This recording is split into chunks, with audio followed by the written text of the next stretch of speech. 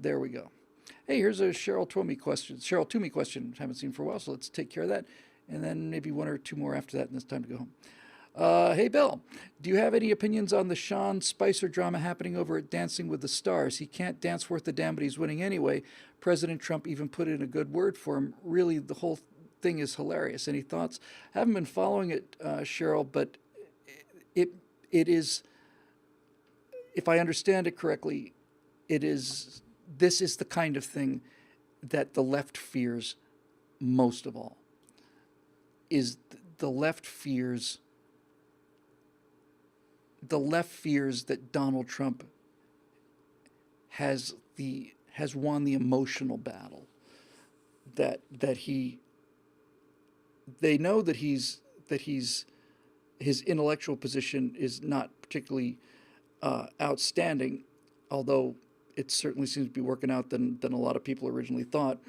But they fear Donald Trump because Donald Trump communicates on an emotional level and he scores, and they can't accept that because he's doing what they're doing and he's doing it better than they are, and so he must be destroyed. And the more they try to destroy him, the stronger he gets. I haven't seen the Spicer thing, but Edward Smith says that Sean Spicer dances like no one is watching. He's having fun dancing. He's not supposed to be athletic competition. I think there's a great deal of wisdom in that. There is a real appeal to people who dance like no one's watching, because most people dance like no one's watching. Which brings me to a story that my wife told me a little while ago. I'm trying to remember what the reference for it was. Oh, I remember. Yeah, I should have mentioned this actually earlier. So this goes to the dance like nobody's watching kind of thing. Last Thursday was Halloween. I was going to move the show to Friday, but Friday we had a memorial service for a guy who I'd done sketch comedy with 25 years ago. His name was Rocket Smith, and he died of cancer at 52. And he was, without question, the most unique individual I've ever seen. I'm going to see if I can get a hold of some of that show we did called Grazing. We did 3 episodes, 150 sketches, I think. And Rocket Smith, I knew, mostly called him Ron, was the most unique person I've ever met. And I never saw him angry. And so I was going to go to this memorial, and I put a little money into the memorial. And then I thought, you know what, I'm not going. I'm not going to go. Because one or two of my former friends had asked other friends, have you heard what Bill Whittle is saying about black people? I saw this thing on Media Matters, and that offended me so deeply. It offended me so deeply that people who I'd known for 20 years would start to question me based on something that Media Matters had written, and I just thought, no, I'm not going to go. That has hurt me so much. I'm going to chip in for this memorial service. Then I'm not going to show up, and by not showing up, I'm going to show them. I'll show them how badly they've hurt me, and then they'll be sorry. And at the last minute, mostly because of my wife's constant ability to turn me into a human being, despite my best efforts, I decided to go, and Natasha and I went. And when I got there, I walked into a room of people who I'd been friends with who were rampantly progressives. And I had told myself this whole time that these people hate my guts. And every time I see their face on, or see a picture of them on Facebook, I'll say, oh, there's somebody else who used to like me who now hates my guts. I walked in there, and one of those people who I hadn't seen in 10 or 15 years, she just came over and gave me the biggest hug and wouldn't let me go. I was just so happy to see you. I haven't seen you in a long time. I'm so happy to see you. And I found that every single one of them felt the same way. Every one of them. A guy I have enormous respect for, a really funny guy, who is a tremendously big liberal, and I see their political posts and I want to strangle them, and they see mine and they want to strangle me. And he just came up and just gave me this enormous long hug and said, "Oh, Bill, you're really a liberal at heart." And then he gave me this enormous hug, and that was the end of the politics. And I realized that so much of this was in my head. Yeah, Troy Stevens says most things are worse in our minds than they are in real life. And I realized that this whole thing is is it's not an illusion, but it's certainly turned into a monster that it didn't need to be. I was at the supermarket about a week before this memorial service, and Natasha and I were walking down the aisles. And we usually go pretty late, and Ralph's closes late, so we generally go around 10 or 11 or something. So hardly anybody there. And I was on an aisle, and this black man walked by on the end of the aisle, and he came back and said something to me. And he said, I hope that didn't offend you." I said, "What didn't offend me?" He said, "Oh, I guess you didn't hear me. I was sending a picture to a friend of mine," and he showed me this picture, and it was a picture of a woman, like some blonde woman with like a saltine and a slice of cheddar on it or something. It was an advertisement that he'd screen grabbed, and the caption, perfectly serious caption, was "Crackers like cheese," and he thought that was hilarious. And he showed it to me. He said, "This is what I was referring to. I wasn't referring to you." And I saw this picture of this whitest person I've ever seen holding a cracker with cheese on it, and the caption saying "Crackers like cheese." And I thought, that's freaking hilarious. He's wearing a shirt that said Warner Brothers. If you see a policeman, warn a brother. But the guy just came up and started talking. I said, not only did I not hear it, I'm not offended by it. I think it's hilarious. And furthermore, I'm so glad you came over and said hi, because I'm so damn tired of this thing that we're told is going on and isn't going on at all. And he said, exactly. That's exactly right. And when you meet people in the elevator, you don't hate them. And when you meet people who you don't. It's not an illusion to the degree that there's not a difference in philosophy, but there is an emotional magnitude, 2 magnitudes, 5 magnitudes, that everything is amped up, so that simple disagreements over how to get to the same place that we would like to go, all of us together, now become, this person is the personification of evil, and I'll never speak to them again. If I had not gone to that event, I would have spent the rest of my life thinking that those people hated my guts, when they didn't at all. They love me. And overnight, I got a lot of friends back, and I will never forget it. But the wisdom of my wife, which is so far exceeding mine, went even further. And I think this is a very interesting point. As we were driving home after that, I said, "Honey, that when I think about how close I came to not go into this thing, it actually kind of makes my blood run cold, because that was wasn't the most fun, although it was a very fun night. We laughed and laughed and laughed. Rocket was an amazing guy. But as we were driving home, I said, if I hadn't gone to this, I would have missed so much. And I just, that love and affection from people who I admired and who were friends of mine for years, who I had just assumed absolutely hated me because of the work I do. Just the waves of just love that were coming out of them, and that I was sending back. I said, if I hadn't had this experience, I don't know what I would have done. I really don't know. And we talked about that a lot. And then she told a story that I think just needs to be essentially on a T-shirt. It's so good. She was telling me about some friends she had back in Russia, and it was kind of an acting class, kind of a performance class. And one of the things that they would do in order to break down people's inhibitions for people who are not starting out as actors was they would basically just say, just get up there and dance. Just dance, no music, just try to express yourself through dance, the thought of which makes my skin crawl. The idea that I would have to get up and dance in front of people, I'd rather work in a coal mine. I genuinely would. So Natasha was telling me about this woman who went up there, and she danced, and she was dancing in a very, very self-conscious way, because she had a large butt, and she was so self-conscious about this that she would basically trying to protect it, and was just, that's all she could think about. And then other people went up and danced and stuff, and she started talking, get to know some of these people that she was dancing with, and finally she got enough courage to say to one of the people that she'd met, I was just so self-conscious up there, you know. I was so self-conscious because, you know, because I've got this big butt.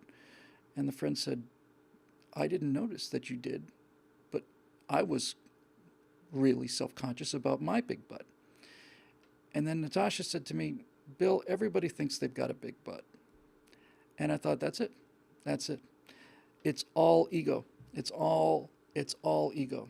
Everybody is convinced that the world turns around them, and that everything that happens with friends or relatives or whatever is a direct reflection on them. If it's good, it's because you did it. If it's bad, it's because you did it. Everybody is out there in the world dancing, completely terrified that that people are going to see their big butt, and convinced that every single person in the room is staring at their big butt and laughing at them, when in point of fact, that's not what they're doing at all. They don't even notice you have a big butt. They're worried that other people are going to see their big butt. Everybody thinks they have a big butt. That is the lesson I learned from this, and it was invaluable. And it has already, just in the intervening week, but everybody wants a big bouquet. Well said there, Troy Stevens. And even though that only happened a week ago, not even, it'll be a week ago tomorrow, that experience, that evening, had such a profound effect on me that I find that I am much more tolerant of things that used to really just wind me up. And I don't know. It was not just a good experience. It was almost a sacred experience. It was, I was just, you could have knocked me over with a feather. And not only did it feel great, but as I said, just this sense of, man, I almost missed this. And why? Why did I almost miss this? Because I was going to sit home and know that this event was going on and have the satisfaction of having made a contribution to this event, but I didn't go because what you had said about me was so hurtful that I'm going to show you. I'm going to show you how badly I've been hurt by you, and then you'll all be sorry. And it just wasn't real. It's just me thinking everybody's talking about my big butt, and they're not. They're worried about their big butt. And as usual, Natasha basically nailed it. She said, it's all ego. It's all pride. She didn't say ego. She said pride. It's all pride. And she's right. And we both together have discovered, and many of you may have either intentionally or accidentally, that that life consists of, if you're going to live life successfully and grow as a person and have character arc, like in the movies, you start out as one person, you end up as a better person. If that's going to happen to you in life, the process that you're going to go through, and this is exactly the process that Luke Skywalker went through, is you're going to have your pride beaten out of you. This is not the quiet pride I'm talking about. This self-centered ego pride is going to have to be beaten out of you. And if it is beaten out of you, then all kinds of things become available to you that you never fully realized. But first, the pride has to be beaten out of you. And having had the pride beaten out of me for 60 years now, this last time was lovely because this was the first time that knocking down my personal pride wasn't done with a stick, it was done with a carrot. It wasn't done by feeling the pain of it, it was done by feeling just the love and the joy of it, and it was positive reinforcement. Maybe I'm getting to that point already in my life where now I don't have to have negative reinforcement for things, and maybe I can actually learn from the good things rather than just be punished for the bad things, punish myself for the bad things. Maybe I can actually reach a point now where I don't need to have things beaten out of me. I can have things lured into me. But in any event, it was a real cathartic experience for all of us. And that process, I'll just wrap it up with this. It's time for me to go home and see my beautiful wife, who I love very much. And that process is what we've been talking about pretty much the whole night. That's what Luke Skywalker went through in the original movies. We watched him get the pride beaten out of him. We watched it happen. We watched him thinking he's the greatest pilot in the galaxy to a guy who can't even stack a bunch of stones using the Force. He tries to raise his ship out of the swamp, but he doesn't. He fails. He goes into battle too early. He loses his hand. He's constantly defeated. He's defeated. His best friend's encased in carbonite. They've had the living crap beat out of them because he went in sure of himself, and he went in the second movie to fight Darth Vader when he wasn't ready, and he did it because he was filled with pride. And somewhere between the second and third movie, the second movie ends with them looking outside the giant window at the galaxy. Han is somewhere, probably going to be killed. They've just taken a beating. The Empire's run over their ice planet, and so on. And they're just whipped. And and I haven't really thought about this before. I really haven't until this very minute. But that's how The Empire Strikes Back ends, with them looking out this window. There's a bit of hope, but generally it is a bleak end of Act 2 kind of a holy crap, now what? And in the third movie, when we see Luke again, by the way, in the first movie, when Luke is absolutely filled with pride and is just a farm boy, he wears nothing but white when he's not in a flight suit. In the second movie, where he's learning how to have the pride beaten out of him, he's dressed in nothing but gray. And in the third movie, when he's become a master and actually has learned humility and all of the things that come from that, he's dressed in black. And that's really interesting. I mean, obviously they could have gone the other way with it, but when he's filled with pride, he's dressed in white. When he's learning in the second movie, he's dressed in gray. And when he's in the third movie, he's dressed in black. But the thing about it is, the point I'm trying to make is that when Empire Strikes Back ends, you've got Luke Skywalker who's just had his hand cut off, and he's obviously taken one really hard on the chin. And when you see him in the third movie, he's already become a Jedi Master. He doesn't start the third movie. He starts the third movie ascended. He begins it.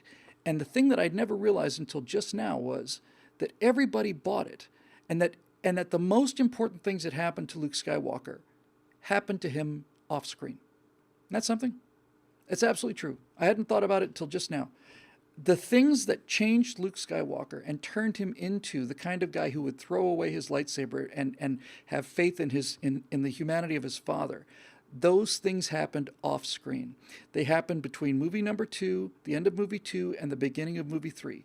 Because when he comes in movie 3, he's there. And that is fascinating.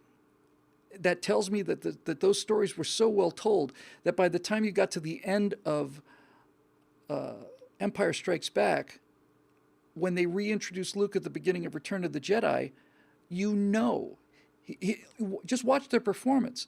All of this kind of enthusiasm kind of stuff is gone. He's much, much calmer, much calmer. In fact, he's so calm he knows. He just knows. And that wasn't the person who ended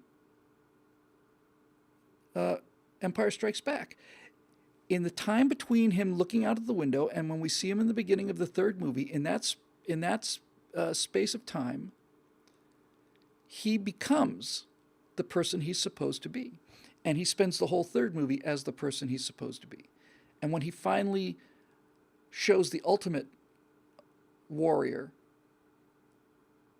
that you know he's the ultimate warrior because he throws his sword away. He doesn't need it. He doesn't need the lightsaber. He's already won. He's had that boyish kind of, I'm the hottest pilot, and it's just like hitting swamp raps. Gone. That was beaten out of him in the swamps and watching Han Solo and losing his hand and all the rest of it. And somewhere between movie 2 and movie 3, he realized he doesn't know anything.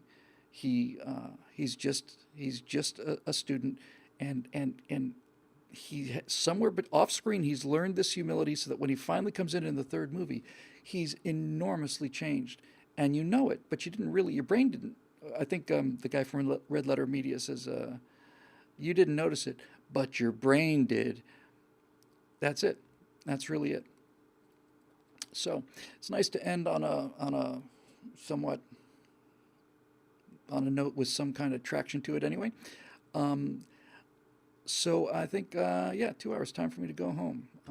Got a home to go to. So thank you very much for all the great comments. And as always, this show is made possible by the paying members at BillWhittle.com.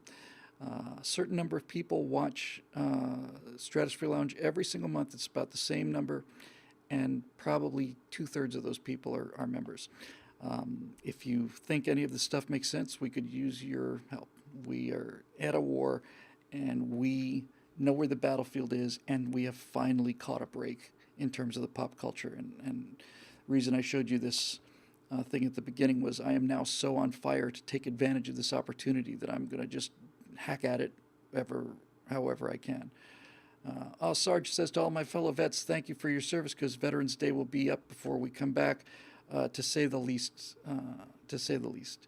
All of us are able to sit here and talk about Spider-Man and talk about Star Wars and talk about fictional characters and talk about it seriously, because our lives are so secure that we have to invent villains. We have to create them. We have to dress them like Darth Vader.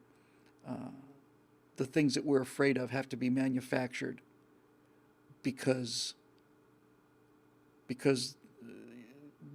the veterans have done what they've done. They have made this society so secure, so safe, so fun, because they go out into nasty places and do nasty things so that we don't have to. And every day is Veterans Day as far as I'm concerned. But if you're one of those people who served in the armed forces of the United States, you have my undying respect. It doesn't matter what political positions you have. If you signed on the dotted line, you've got my respect and friendship. And I'm very glad, very, very glad that Sarge brought that up. Thank you, Sarge. That would have been a much weaker show without you. So, thanks to all of you guys out there. Happy Veterans Day.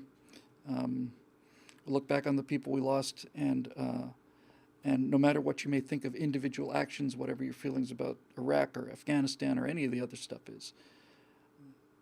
And for those of you who maybe think some of these guys died in vain, men and women died in vain, they didn't. It doesn't matter what happens in Iraq. Doesn't matter what happens in Afghanistan.